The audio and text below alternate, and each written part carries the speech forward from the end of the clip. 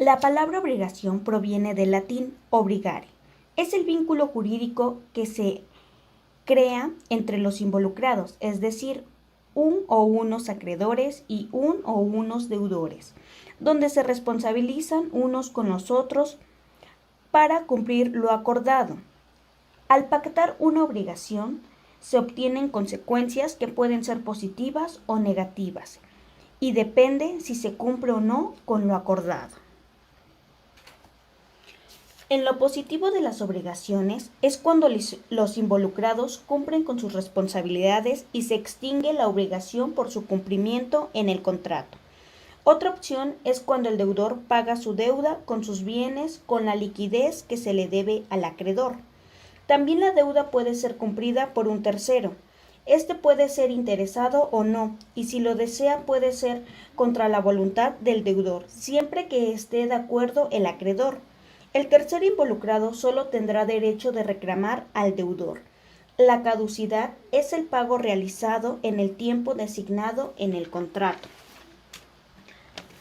Cuando el deudor se ofrece a dar el pago y el acreedor se rehúsa a recibirlo, dar justificante de pago, fuese persona incierta o incapaz, el deudor, reuniendo todos los requisitos que establece la ley, podrá hacer consignación de la cosa. Si el juez aprueba la consignación de la obligación, estará extinguida con todos sus efectos y los gastos correrán por el acreedor. La consignación es dar el pago a las autoridades judiciales. Así, el deudor está cumpliendo con su obligación si el acreedor se niega sin justificación o actúa de mala fe a recibir el pago. Esto debe ser aprobado por un juez o un tribunal competente y se extingue aunque el pago haya sido entregado a una persona distinta al acreedor.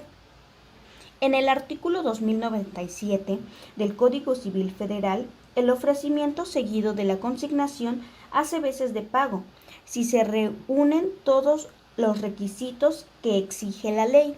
Ejemplo: Juan es arrendatario de Pedro, el cual le renta una casa. Sin embargo, Pedro no quiere recibir el pago del mes actual para cobrar intereses, por lo que Juan acude con las autoridades jurisdiccionales para contar el motivo y dejar su pago ahí con autorización del juez.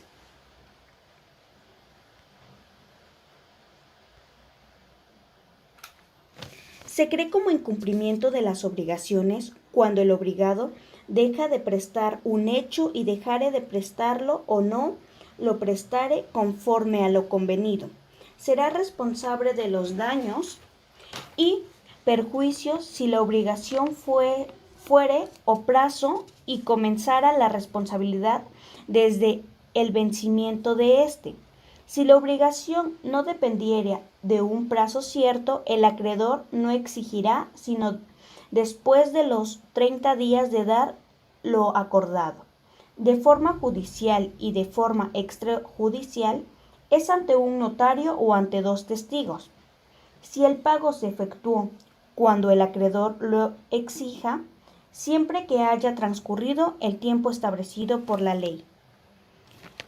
La ley señala que el incumplimiento está obligado a pagar los daños y perjuicios que llegaran a existir. Las consecuencias dan paso a la devolución de la cosa o su precio o ambos, y podría haber reparación de daños e indemnización de los perjuicios.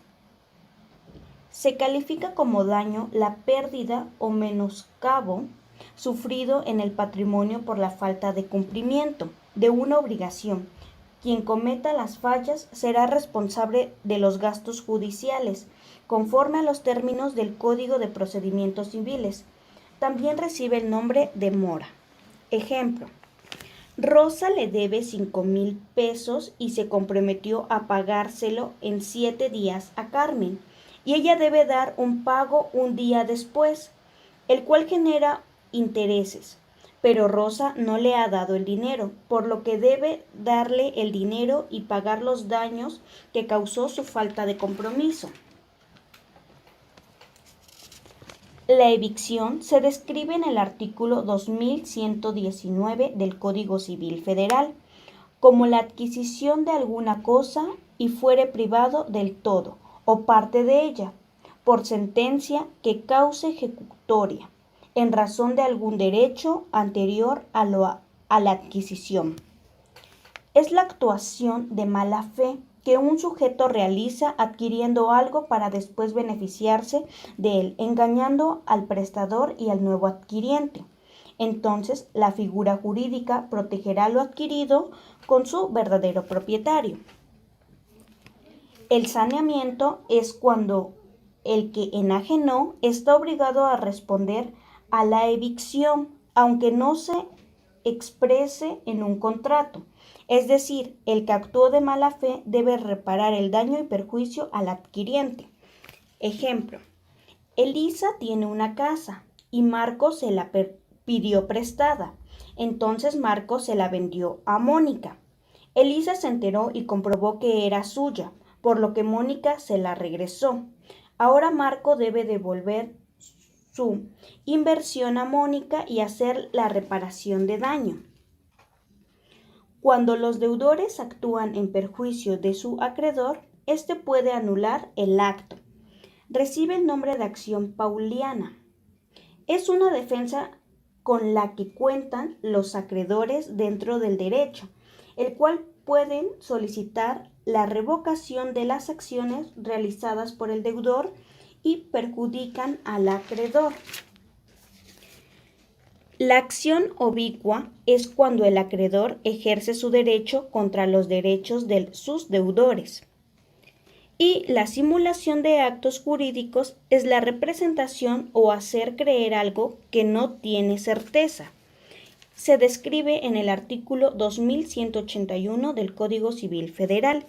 El acto jurídico irreal es aquel que no existe y recibe el nombre de simulación absoluta. Y en la simulación relativa, el acto se realiza pero esconde una franqueza. Gracias.